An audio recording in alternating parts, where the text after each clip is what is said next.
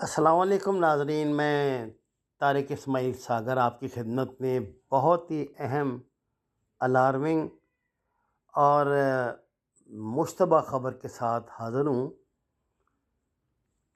4 بجے انڈیا کے امرتسر ایئرپورٹ سے فلائٹ 911 ایئر انڈیا اڑی دبئی کے لیے، اور یہ لاہور کی فضا میں داخل ہوئی تو اس کا فلائٹ ٹرانسپونڈنٹ بند ہو گیا۔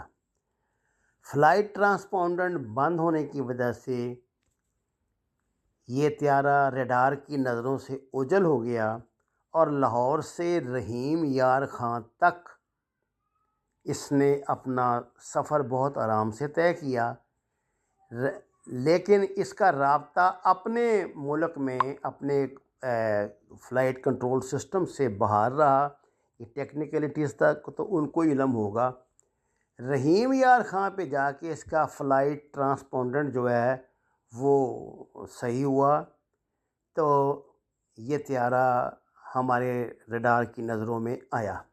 یہ میں خبر آپ کو جوں کی توں بتا رہا ہوں۔ میرے لیے 2 سوال ہیں ماہرین سے۔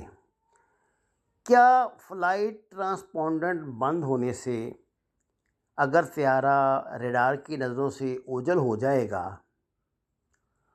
تو اور کوئی طریقہ نہیں کہ ہمیں پتہ لگے کہ یہ کوئی پاکستان کی فضائی حدود میں کوئی طیارہ گھسا آیا ہے، خاص طور سے انڈین طیارہ؟ نمبر 1۔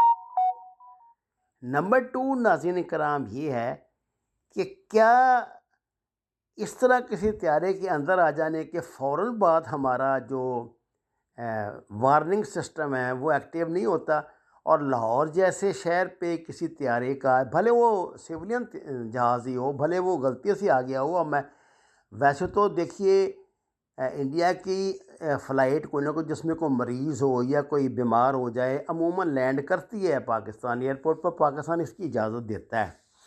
ہم تو ظاہر ہے انڈیا والا طریقہ نہیں اپنا سکتے، لیکن الارمنگ بات یہ ہے کہ کیا پاکستان ایئر فورس کی کوئی جو یہاں پہ ہمارے جو جہاز ہر وقت ایکٹیو ہوتے ہیں، کیا انہوں نے اس کو گھیرے میں نہیں لیا، یا کیا لاہور سے رحیم یار خان تک اگر یہ طیارہ ریڈار پہ نظر نہیں آ رہا تو کیا یہ ہمارا بہت بڑا ڈرا بیک نہیں ہے؟